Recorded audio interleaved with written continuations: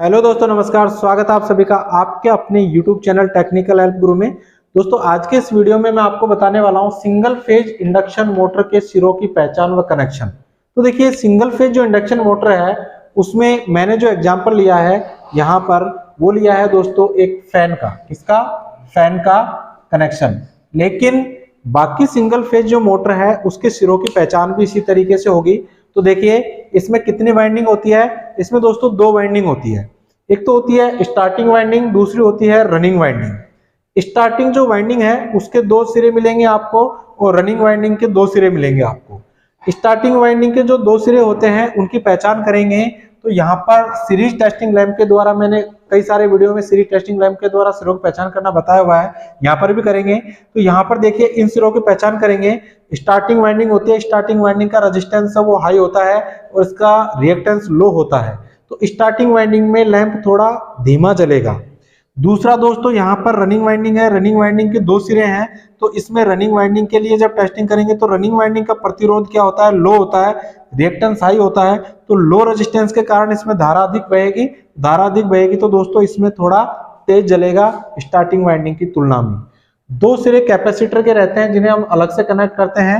अब यहाँ कनेक्शन की बात करें कि किस तरीके से कनेक्शन करते हैं, तो दोस्तों जैसे कैपेसिटर के ये सिरा C1 मान लूं, ये सिरा C2 मान लूं, तो देखिए सीधा सीधा स्टार्टिंग वाइंडिंग SW1 का मतलब है स्टार्टिंग वाइंडिंग 1, इसको C2 से जोड़ दो। दूसरा जो सिरा है दोस्तों C1, उसको RW1 रनिंग वाइंडिंग के पहले सिरे से जोड़ देंगे। रनिंग वाइंडिंग का दूसरा सिरा और यहाँ पर स्टार्टिंग वाइंडिंग का दूसरा सिरा आपस में जोड़ देंगे।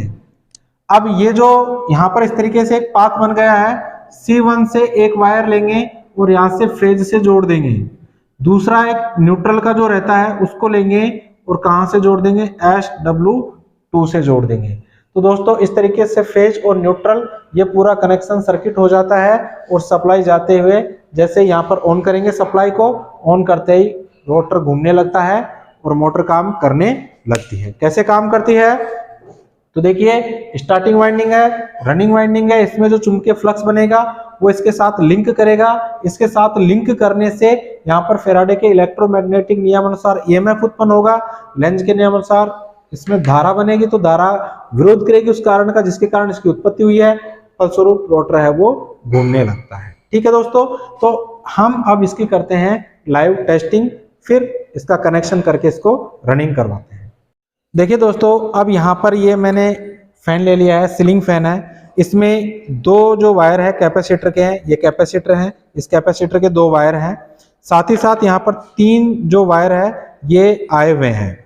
अब इसमें क्या किया है, मैंने अभी सर्किट दिखाया था, उस सर्किट को दोबारा से देखना।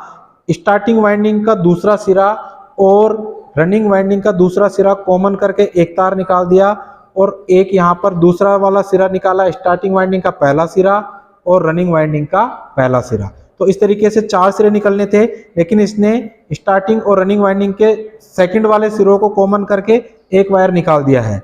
अब इनकी टेस्टिंग करेंगे दोस्तों।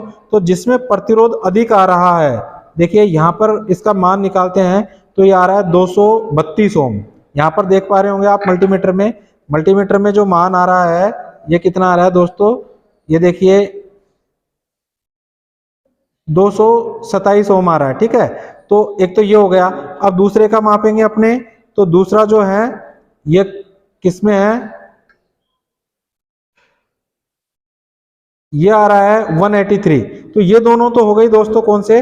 रनिंग वाइंडिंग का दूसरा सिरा ये है, ये स्टार्टिंग वाइंडिंग का है। ठीक है, तो अब क्या करेंगे, जो कैपेसिटर है उसको एक स्टार्टिंग वाइंडिंग के प्रथम सिरे से लगा देते हैं यहां से, और दूसरा जो लगेगा दोस्तों वो सप्लाई के साथ में लगेगा और कॉमन होगा वो किसका?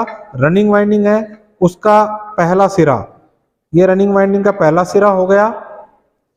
यहां से अपने पास में सप्लाई हो गई। तो दोस्तों ये मैंने सप्लाई देने के लिए, ये देखिए यहां से ये सप्लाई को कनेक्ट कर देंगे। तो ये फेज डायरेक्ट दे दिया मैंने इसको। ठीक है, यहां से मैंने इसको क्या दे दिया, जो न्यूट्रल है वो इसमें दे दिया मैंने, किसके साथ में? स्टार्टिंग वाइंडिंग के साथ में। ठीक है, इस तरीके से कैपेसिटर को यहां लगा देंगे। अब देखिए यहाँ पर रोटेट करवाने के लिए